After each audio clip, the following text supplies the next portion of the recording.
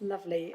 So, good morning to members and officers and any members of the public who are tuning into this meeting on this very beautiful snowy Monday morning. This is a meeting of South Cambridgeshire District Council Cabinet. We've got most of the Cabinet present in the room, but Councillor John Batchelor lives in an even snowier part of the district, so he's joining us on the Teams call. So the normal procedure in Cabinet is that we take votes by affirmation, and we'll continue with that. When we move to a vote on any item, I'll ask if members agree with the proposal, if they disagree, or if they're abstaining. But only those members who are present in the chamber will be able to move and second motions and votes, but members present virtually will, of course, be able to speak at the debate. I'll take questions from members of Cabinet first of all, those who are in the room first of all, then those on Teams, and then I will open up questions to other members of the Council, either present here or present online. Thank you very much indeed. So can I begin by asking Jonathan if the meeting is quorate? Thank you, Chair. I can confirm this meeting is quorate. That's lovely. Thank you very much indeed. So do we have, I think we've got a couple of apologies for absence, or certainly one. Yes, we do, Chair. We have apologies for absence from Councillor Dr. Toomey Hawkins, the lead member for planning. Thank you very much indeed. That's noted. Are there any declarations of interest pertaining to any items on today's agenda, please? No. So moving on to item 4 is the minutes of the previous meeting. And I moved the approval of those minutes as a correct record. I think I'll second that. so. Councillor Brian Milnes will second. Does anybody want to bring up any issues to do with the minutes? No? Okay, so do members agree to approve the minutes? Agreed. Okay. Anyone wish to vote against? Anyone wish to abstain? So Cabinet therefore agrees the approval of the minutes as a correct record by affirmation. So item 5 is public questions. We received one request from a member of the public to make a statement, which was refused, as it did not accord with the public speaking scheme. So moving on to item 6 are issues arising from Scrutiny and Overview Committee, and I don't think we've got anybody from Scrutiny present, do we? Either in the room or online? Are you speaking for Scrutiny? Councillor Subbott, sorry. I'm very pleased if you are. Councillor Smith, I didn't come prepared to. I wasn't asked. That's fine. Okay, so thank you. I mean, we've obviously got a report from Scrutiny and Overview. Is there anything that you'd like to say pertaining to it from your recollections of being at the meeting?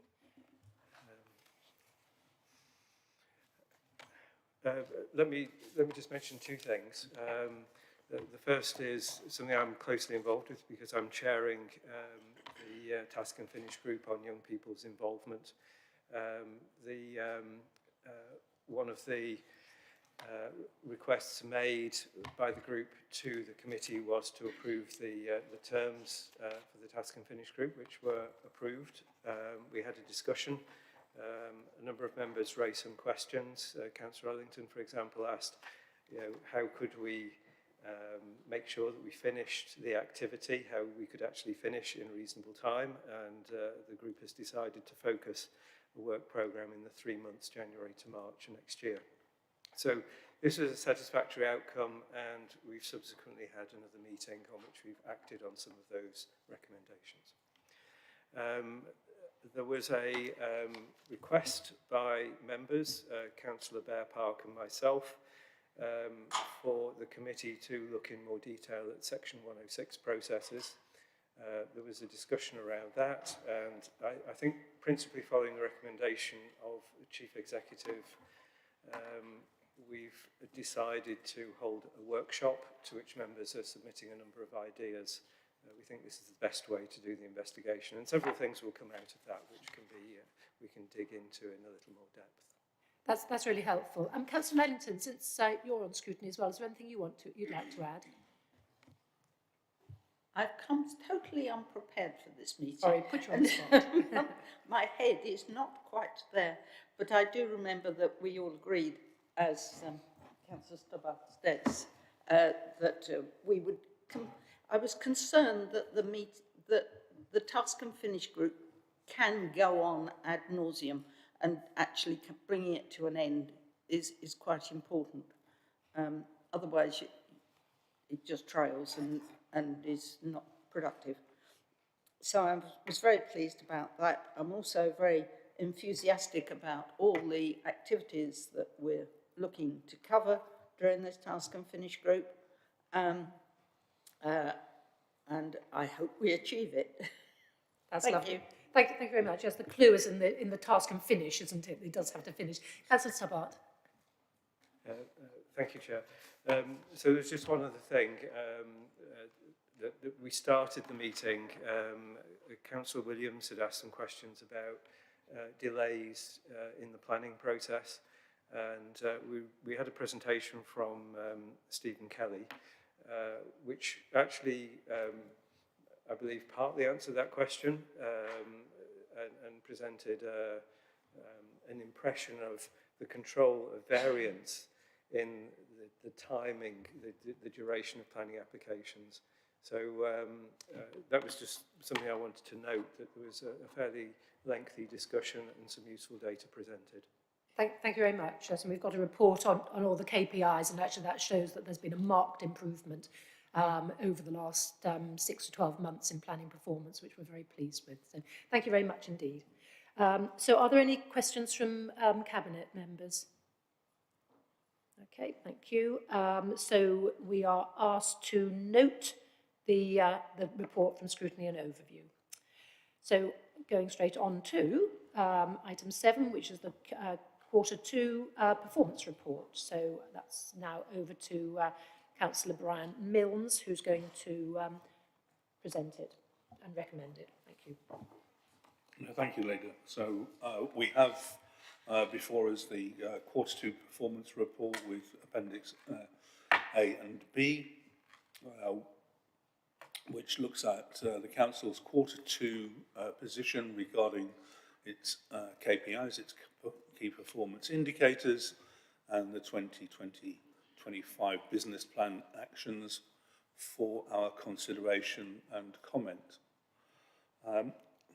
Going through it, I was noted that because of the timing of our meeting, we're close to the end of Q3, and so some of the comments are seemingly out of date, but they're all under actions in the report.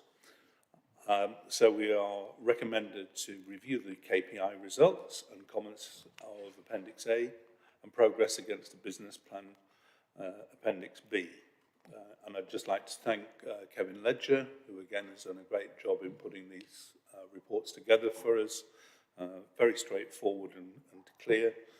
And we recommend approval or noting the recommendations before us. Thank you. Thank you very much. And I think Councillor MacDonald's going to second this. Yes, I'd like to second, Chair. Would you like to speak now? No, thanks. Thank you. Does either, have we got Kevin online? Kevin, is there anything you want to add, or Mr. Member, is there anything you'd like to say at this point? So Kevin, you first. I don't think there's anything in particular from me. Obviously, if there are any questions, then more than happy to kind of chip in and answer those if they arise. Thank you very much indeed. Jeff, is there anything that you want to say at this stage? Okay, thank you. Any questions from Cabinet, please? Nothing. So the I'm very pleased with the narrative that we now have with all these results, because it makes it far more meaningful than just having RAG ratings. It's interesting that we've had an issue with electrical meters on our housing stock. Is that's kind of being resolved now? I'm going to come to Peter Campbell to see where we are with that, because it sounds as if it says these have now been resolved. So that's right, now been resolved. That's right. It's another one of these slightly delayed report. Okay, so we're on catch-up now, are we, on that? That's very satisfying. Thank you very much. Okay, so nothing, any other questions from anybody else in the room or online? No? Lovely. Thank you very much indeed. So we are now going to take a vote on this. So the recommendations set out at paragraph 4 of the report, and that's to review the KPI results and comments at Appendix A and progress against the business plan actions at Appendix B, recommending where appropriate any actions required to address issues identified and approving onward submission to Cabinet. So do members agree with the proposal? Agree. Anyone wish to vote against? Anyone wish to abstain? So Cabinet therefore agrees the proposals by affirmation. And swiftly on to item 8, which is providing additional self-contained accommodation for single homeless people. Now, Councillor John Batchelor is going to introduce this, but because he's not present, I will be making the recommendation, and I think Councillor Handley will be seconding it. So, Councillor Batchelor. Thank you very much, Chair. Yeah, I'm very happy to recommend this to Cabinet. This is a project designed to address a particular issue that we have with single homeless people who get sort of trapped in B&B facilities for much too long, because we have great difficulty in finding proper accommodation for them. So this proposal is a partnership between the Housing Department, Ermine Street, and Shire Homes, and it uses government grant money in order for Ermine Street to be able to buy properties in the locality, and the Housing Department actually provides grant money in order to make it financially viable. So I think this is a jolly good inventive way of dealing with the problem, and I hope you'll support it. Thank you. Thank you very much, Councillor Batchelor. Councillor Handley, do you want to speak? I don't wish to speak, thanks. No. Okay. Any questions from Cabinet on this? Any questions from anybody else? No. So I'm really pleased about this, and we all know as local members who probably quite regularly are approached by single people with facing homelessness, particularly single middle-aged men, in my experience, and it's a real, it's a real problem trying to find provision for them. So I'm really, really pleased we're being proactive in this, and so that's excellent. Well done to Peter Campbell and all his team on this. It's very innovative, good problem solving. Thank you. So the recommendation set out in paragraph 5 says supports the proposed scheme to increase the supply of self-contained single-person accommodation. Do members agree with the proposal? Agree. Anyone wish to vote against? Anyone wish to abstain? So Cabinet therefore agrees the proposal by affirmation. And so thank you very much to all the officers who I know have been working extremely hard on that. So item 9, the paper should have been attributed to Councillor Brian Mills. We've had a bit of a change in Cabinet personnel and roles, so that's my apologies that this has got slightly confused. So Councillor Mills is going to recommend it, and I'm very happy to be seconding it. So over to you, Councillor Mills. Thank you, Lena.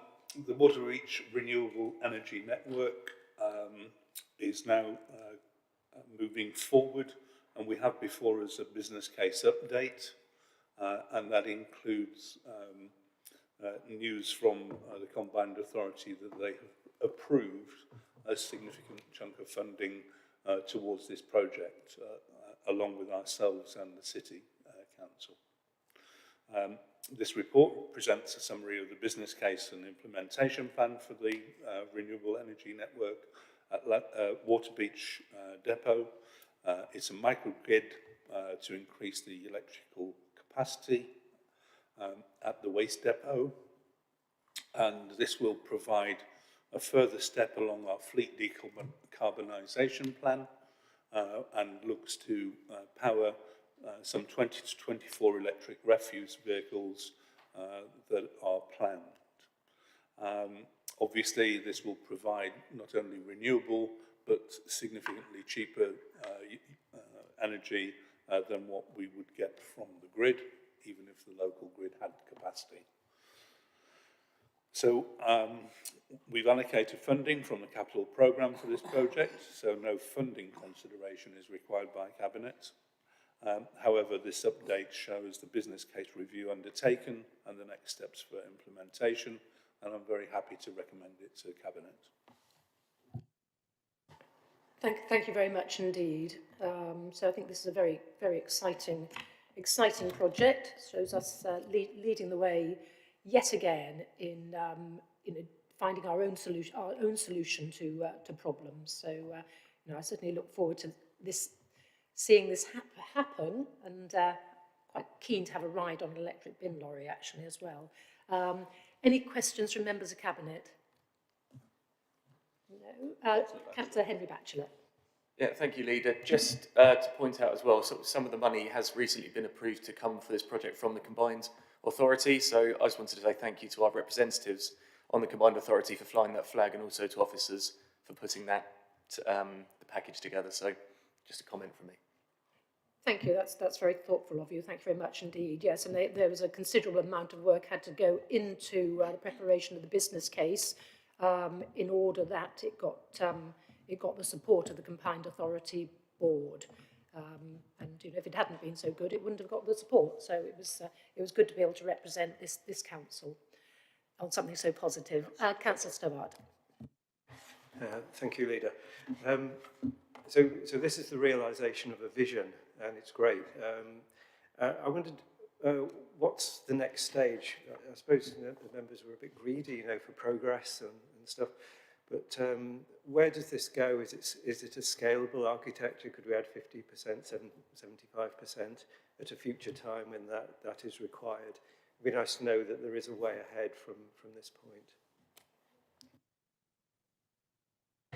Well, I might ask Buddy to take on that. So the neighbour to Waterbeach plant has other areas of land proximate to the plant. So in terms of future development, we are already considering options in and around the plant to extend this. We've got a fleet of over 50 vehicles, which eventually we would want to see electrified. In the meantime, as you know, that we're implementing an HVO programme to run as many vehicles as possible, which is a sustainable fuel, giving us diesel equivalents, but from a sustainable basis. So it's part of a longer-term plan. You're absolutely right to point out. And I should have thanked Bodie and his team, Alex, particularly for the hard work that they've done on this project, because it's been a very difficult one to do, particularly in terms of supply chain economics, which have faced inflationary pressures just recently. So I don't know whether Bodie wants to add anything.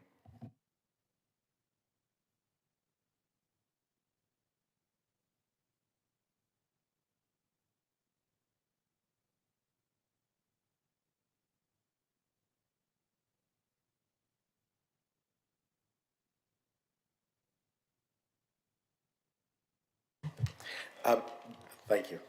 Not much else to add to what Councillor Brian Mills has said. I think the only thing just to point out is the level we are starting at with about 20 to 24 vehicles is about the most optimum, because from what we've done so far, the constraint now seems to be not in our ability to deploy additional electricity, which luckily, like Brian Mills said, we do have the support of the landlord who has a bit of land available. The biggest constraint actually is on the vehicles. So we don't want to go too far with the fleet, because at the moment there's a limited range that electric vehicles can cater for. So we can just about get about half our fleet to be electric, because once we start beginning to go beyond that boundary to the wider extremities of the council area, we're not sure. Well, we know for certain that the current breed of electric vehicles cannot deal with that. So we're having to reroute around. So I think it gives us a good starting point, start with this 2024, and just see how far technology moves on, and then whether or not we have the electric vehicles, new breed, that can then go much further. In the meantime, like Councillor Mill said, we're going to be augmenting the electric vehicles with hydro-treated vegetable oil with our diesel truck, which can then go much further. So I think we're about at the right balance for now, for the next few years. And I might add to that, the current weather conditions are informing a lot of new electric vehicle owners that there is a performance impact with the very cold weather, including range. It's quite surprising how much it plummets actually, and yes, when it's cold. And if only I'd been able to lock my electric vehicle, which you can't do when it's -4. But never mind. Hopefully nobody wants to drive it when it's that cold. Thank you very much indeed, Bode, and thank you particularly to you and Alex Snelling-Day for considerable amounts of work on this. I know it hasn't been easy, and I know it was a huge relief when the combined authority agreed to partly match fund this. So the recommendations set out at, I'm sorry, are there any other questions? My apologies, Councillor Ellington. No problem. I've had one of my questions answered about routes, but one of the things I noted this morning was snow seems to cut it off altogether. So what do we do? How do you charge the vehicles if you're short of electricity off the grid when such conditions as snow stops any solar energy being made? Yeah, that's fine. Clearly, we need the panels to be able to operate in all conditions, don't we, for them to be successful. And indeed, you know, the availability of light during winter months is an issue in terms of the amount of available energy. The solar panels do actually keep some heat, interestingly. So they're slightly, and the typical effect of that is for the snow to slide off. But that, and in fact, we might have seen that on the way in to the offices this morning, is that the drain covers are all melting the snow on the roads because there's a small amount of heat and the differential means it melts. I don't know if Bodie wants to add anything to that. But I mean, I presume there's always backup from the grid, isn't there? There's always backup. So, yeah. Okay, thank you, Councillor Ellington. Fine. So the recommendation set out at paragraph 4 is that the Cabinet are asked to note the update for the Waterbeach Renewable Energy Network business case. Do members agree with the proposal? Agreed. Anyone wish to vote against? Anyone wish to abstain? Cabinet therefore agrees the proposals by affirmation. Okay, so we're moving on to the sort of finance part of the agenda.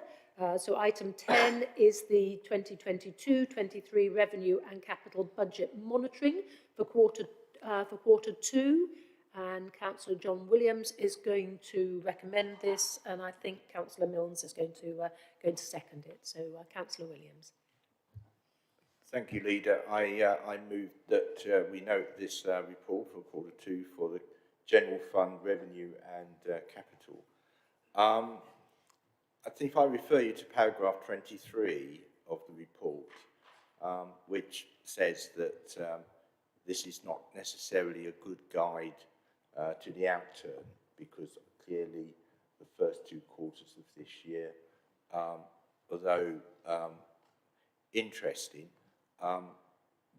roughly show that we are on track.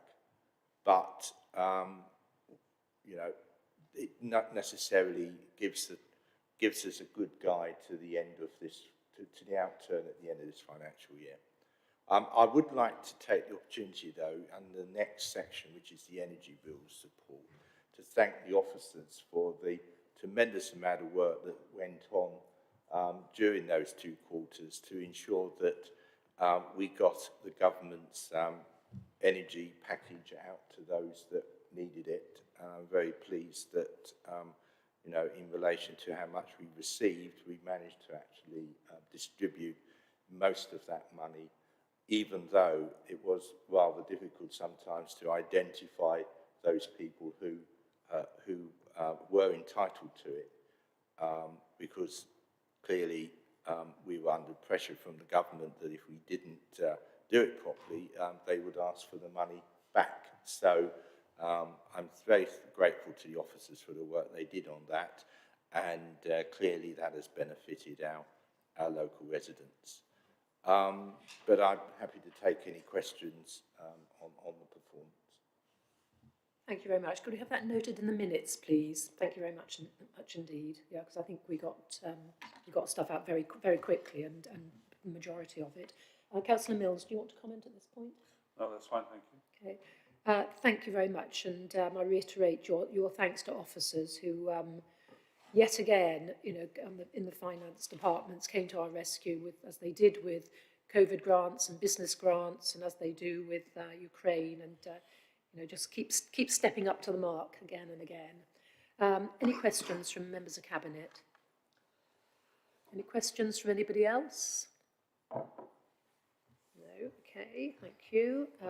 So the recommendation is A, note the 22-23 revenue position against the approved revenue budget to date, shown at Appendix B, project a major variances with reasons for these variances at Appendices C1 to C7, and the actions being taken to address the underlying issues, and B, note the latest capital programme for 22-23 position and variances, if any, as shown at Appendix D.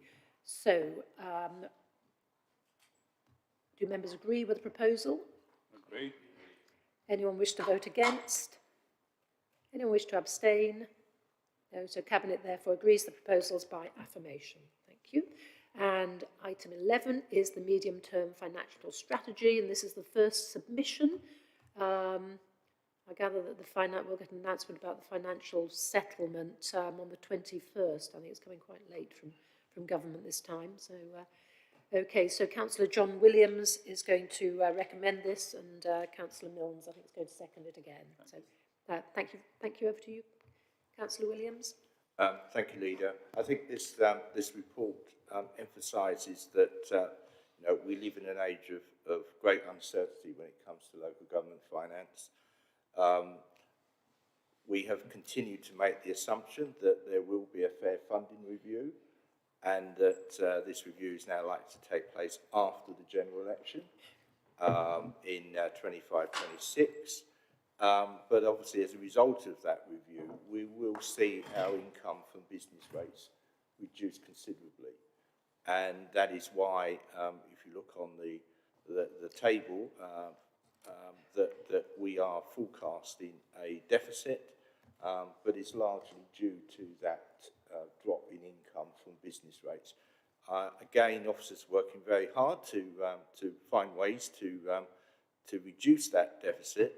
But as you see, I think from the chart which shows the various assumptions, you know, from the best to the most pessimistic, the range is such, I think that indicates where we are in regards to certainty on local government finance going forward. So this is the best that we can do at the moment from the information that we've got from government and other financial sources. But no doubt this will change as we go forward, and probably will be different once we know the settlement in December, you know, later this month.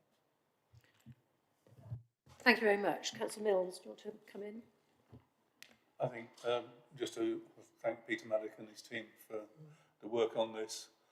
It's always very strenuous, and waiting for the results from government is an extra burden that they have to cope with. So thank you.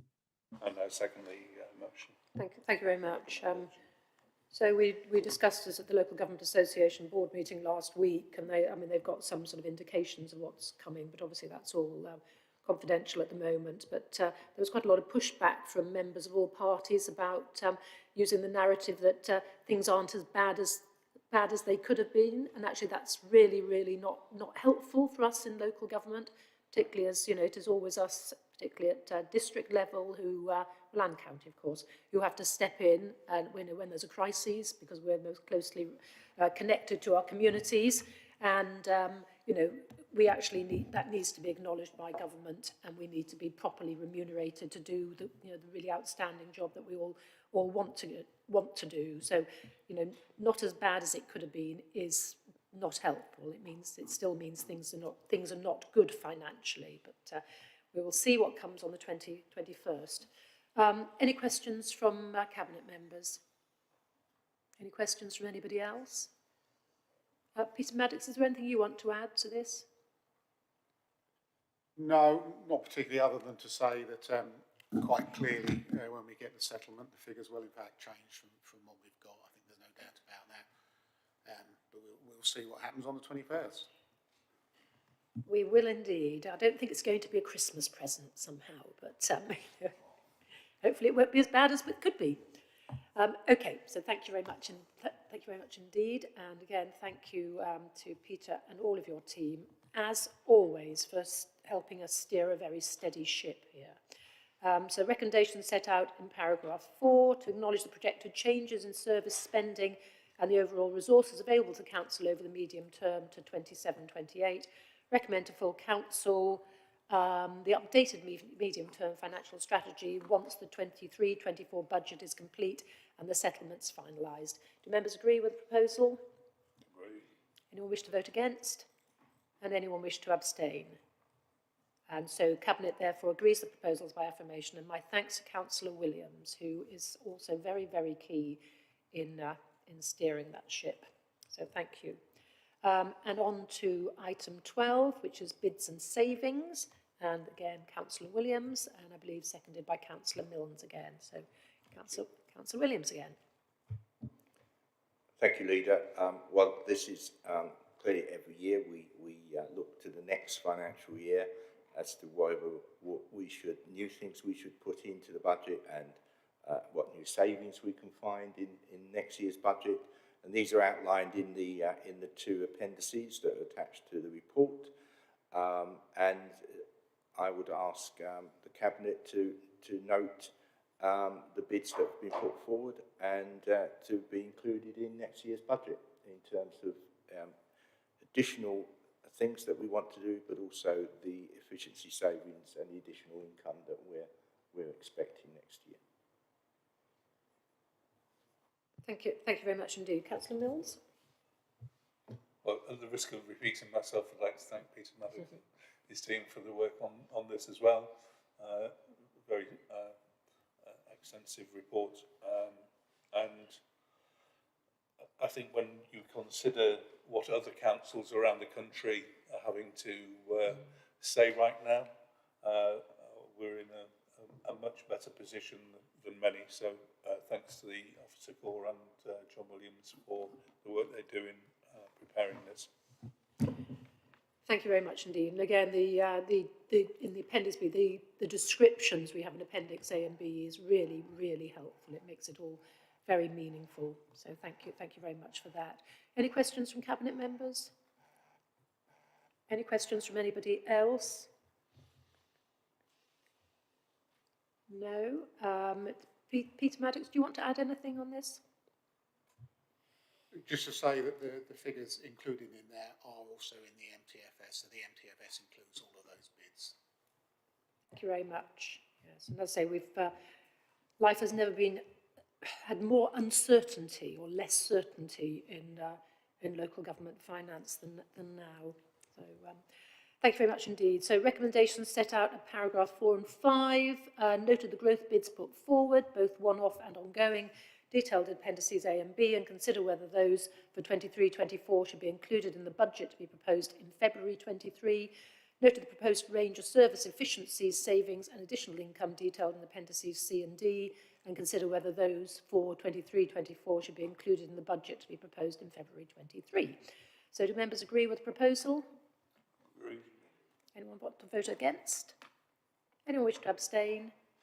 So Cabinet therefore agrees the proposals by affirmation. And moving on to item 13, which is the capital programme update and new bids. And again, Councillor John Williams, and I believe Councillor Milnes is seconding this one, which I think is our last one. So Councillor Williams. Thank you, Leader. I move that we note the proposed capital programme. I think it's fair to say, if you look at paragraph 21, going forward, clearly there are fewer opportunities, investment opportunities for us because of changes in the rules to the Public Works Loan Board, where we can't invest simply for a return, for a commercial return. But however, there are, and of course we are limited, being where we are in the country, and there is not a great deal of opportunity for regeneration. Nevertheless, there are some projects that we can look at, and one of those is 270 Science Park, which we have been able to refurbish a previous single unit into 5 separate units for labs and other purposes for our biotech companies, and proving quite popular actually, because I think we have now let 3 of those 5 units, and I have every confidence that we'll let the remaining 2 very soon. So, we are using our capital wisely to help business in line with our policy to help business grow in South Cambs.